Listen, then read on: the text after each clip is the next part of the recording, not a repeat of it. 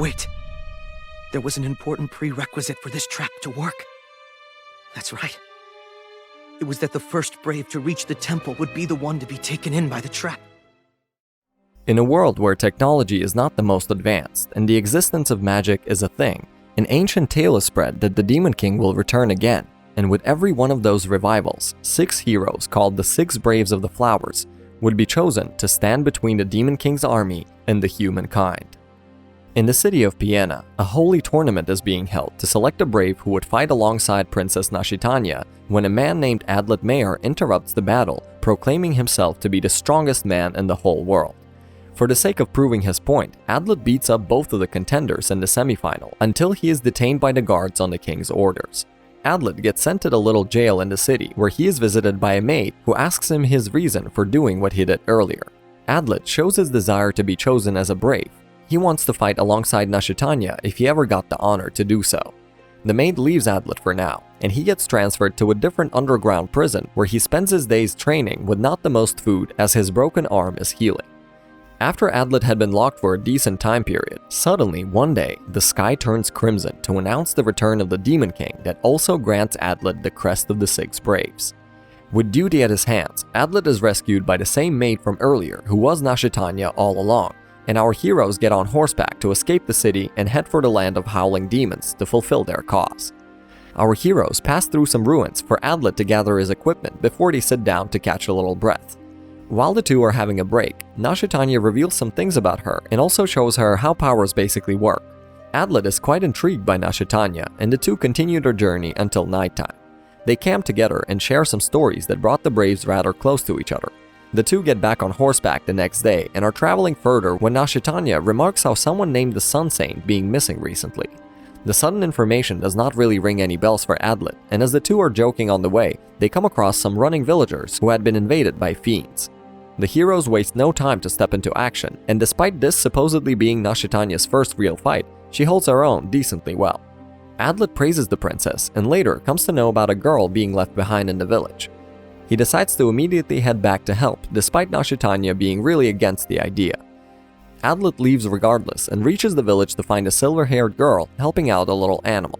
The girl reveals her name to be Fremi Speeddraw, and she immediately pulls her gun on Adlet after revealing that she is a brave as well.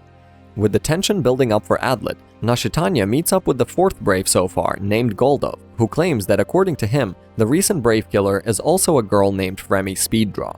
Back at the village, Fremi leaves and tries to get away after claiming that she will be taking the Demon King down alone by herself. Adlet, being the gentleman he is, follows her through the forest. Despite Fremi's best attempts, Adlet manages to catch up to her and tries to convince her into coming along with him. After Fremi still continues to refuse, Adlet pulls a trick with a smoke bomb and succeeds in taking Fremi's bullets away from her. As her gun is not much useful without her bullets, Fremi ends up accepting the deal and agrees to follow Adlet. While these two were heading off, Adlet had sent his horse to inform Nashitanya about the situation, telling her to meet up at the land of howling demons. While Nashitanya was quite intrigued by Adlet, Fremi seemed to be equally annoyed, and she kept telling Adlet to respectfully shut up. After a little time passes with Adlet, Fremi at least starts talking a little, where she reveals how there is a possibility that the Braves will just start fighting each other once they unite. Adlet doesn't care all that much about the warning for now, and before heading to the land of howling demons, the two head to a fort that was recently attacked by some fiends. The Braves are received by the soldiers who lead Adlet and Fremi to a room inside, where they explain the barrier mechanism of a temple that would be useful against the Demon King. After gathering the information, Adlet is heading close to the mentioned temple with Fremi, where suddenly the two get jumped by Nashitanya and Goldov, who prove Fremi's prediction right as Nashitanya tells Adlet to stay away from Fremi, while Nashitanya herself shows complete intention to kill. Nashitanya accuses Fremi of being the brave killer, and Fremi doesn't deny the claim, but instead remarks that her only purpose right now is to defeat the Demon King. Adlet tries to prove Fremi's innocence with her crest and ultimately manages to convince Nashitanya to let Fremi come with them. Our heroes continue towards the temple, where they get attacked by fiends as they enter the forest. While the rest are dealing with the fiends, Nashitanya asks Adlet to check up on the temple. Adlet enters the temple after blowing the gate away, and walks down the stairs after defeating some guardians, only to get surprised by the barrier that is already activated. Nashitanya arrives with the rest, and after realizing that they are stuck inside the barrier with no way of turning it off, she starts to go crazy. Fremi stops Nashitanya, and a brave named Chamad walks in, followed by Mora and Hans. The story takes a dramatic twist, as now, instead of dealing with the Demon King, the Braves are trapped in a barrier with an imposter among them. Adlet heads outside to look for an opening in the barrier with Hans, but they end up just running around in circles, concluding that the only way to escape from here is to shut the barrier down. The two return to the temple to find Fremi being restrained, as she is now the prime suspect. Adlet tries to stand up for her, and Mora tells the Braves to introduce themselves and reveal how exactly they got here. After the rest of the heroes are done, Fremi's turn comes up, and Mora reveals how she is a human-fiend hybrid, having a demon eye under her eye patch. Adlet tries to use this info to strengthen Fremi's position, but Hans just turns him down. Adlet's turn comes in last, and he explains the whole scenario as how the dagger was already in the slab when he entered the temple. Adlet is walking away when Hans starts to deduce how, since there is no way of entering the temple other than the gate outside, the one who got here first must have activated the barrier. Adlet ends up getting into a really bad spot, as Hans's deductions seem to be pretty much spot on. Our guy tries to reason, but Mora just proves him wrong every time, as the temple had a seal on it that wouldn't let anyone in from anywhere else other than the gate. Suspicion rises among the rest of the heroes, and after Adlet is out of choices, he throws a flash to take Fremi hostage. Adlet poisons Fremi and is escaping the temple for now, when a dagger thrown by Hans makes contact with him and leads him to pass out from excess blood loss after traveling a little. The nighttime arrives, and Mora is looking around with Hans when she reveals that Fremi is alive based on the numbers of petals on Hans's crest. While the others are looking for Adlet, he is dreaming about his first encounter and lesson from his master, before he wakes up to find out that Fremi has treated him. After Adlet's condition had stabilized, he sits at a bonfire with Fremi to start brainstorming about who the culprit could be. While Fremi openly remarks that she is suspicious of Adlet, our guy goes through the events from earlier and comes up with a completely new ideology that an 8th Brave exists. With at least a single lead to go after, Adlet remembers his first lesson to smile through despair as he looks forward to discovering the real truth, while Fremi is surprisingly interested in something for the very first time. After seeing Fremi's curiosity, Adlet begins to reveal more of his story as he talks about how his master taught him to fight and use alchemy. Adlet continues further and reveals his past when a fiend invaded his village where he was living a happy life with his sister and best friend. The fiend was the reason that got Adlet's loved ones killed, and he basically wanted to get stronger so he can get revenge. Revenge was Adlet's driving force, until he met his master and realized that a man cannot live a fulfilled life if it is driven by revenge. Seeing Adlet explain about himself makes Fremi confirm how the same fiend was the one who made her mother give birth to her. Fremi reveals her sad story of how she was shunned by everyone because of her half-fiend birth, and she wishes to take revenge on the Demon King who made her and her mother go through so much suffering. After the two had opened up to each other, Fremi is still skeptical about why Adlet is the only one who doesn't suspect her. She ends up parting ways with Adlet after giving him a signal flare. Fremi gets back to the temple to meet the rest of the heroes who plan to split into groups and capture Adlet. The heroes begin the execution, and Nashitanya, who is with Goldov, starts to suspect Hans, telling Goldov that they must look for evidence. The other Braves were not the only ones who were making a move, as Adlet is revealed to be sneaking in close to the temple, but as Hans was already anticipating this move, he ends up confronting Adlet and successfully pinning him down as a fight breaks out between the two. Hans starts to investigate Adlet, but our guy manages to get away for a moment. Hans keeps up the chase and the two end up fighting again in the forest. After realizing that he can't keep running for much longer, Adlet decides to gamble and deliberately misses a shot to make Hans believe his innocence. Having no more weapons left on him, Adlet realizes that he had made a fatal mistake, as he never really suspected Hans, when Hans remarks that he was the 7th all along and dashes forward to slice Adlet's throat. Or so it seemed that way, as it turns out that this was a hallucination technique by Hans, who is now sure that Adlet is not the imposter. Adlet and Hans shake hands to work together, while Mora, who is with Fremi, stresses the need to kill Adlet while reassuring how she now trusts Fremi. Hans and Adlet went back to the temple to find more clues, and while gathering equipment, Adlet starts to suspect Chamad. The pair is trying to leave the temple for now, but they end up running into Chamad, who was standing right outside. Chamad decides that she had waited for long enough, and she summons her fiends to surround and kill Adlet once and for all. The battle against Chamad's summons begins, but since there is not much progress due to the summons regenerating, Adlet comes up with a change of plan and kicks Hans towards Chamad to incapacitate her and take away all the summons.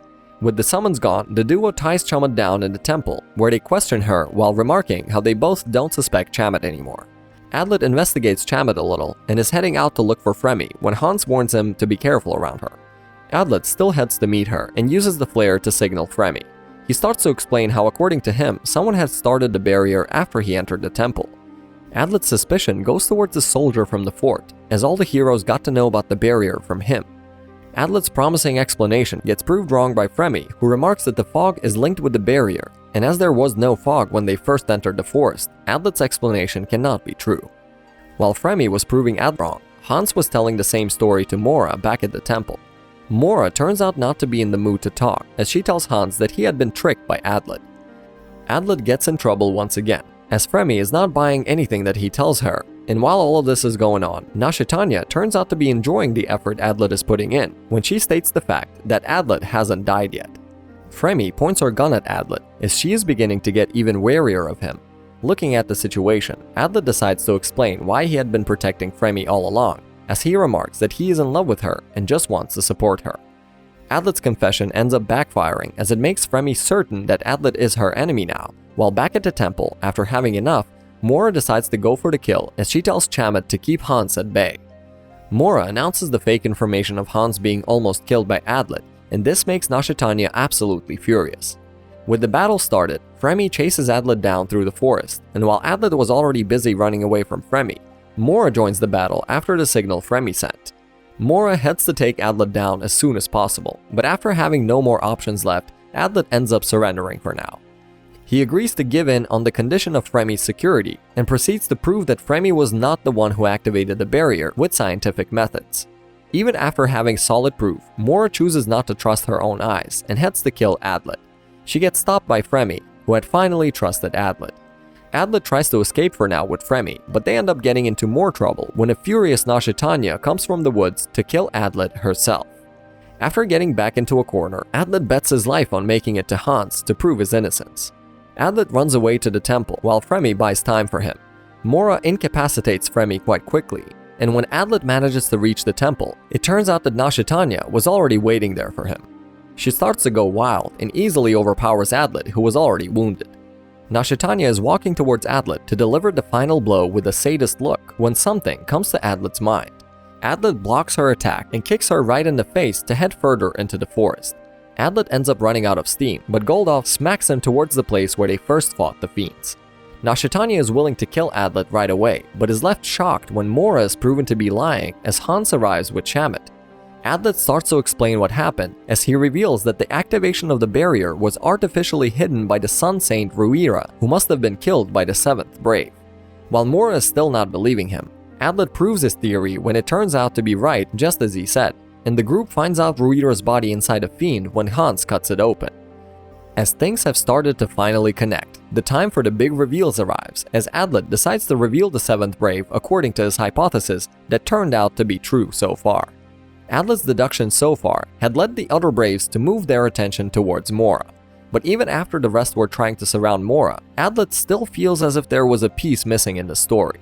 Adlet's doubt turns out to be true when Chamet remarks how Mora is innocent, as she and Hans had found spare equipment for the activation and deactivation of the barrier in the forest.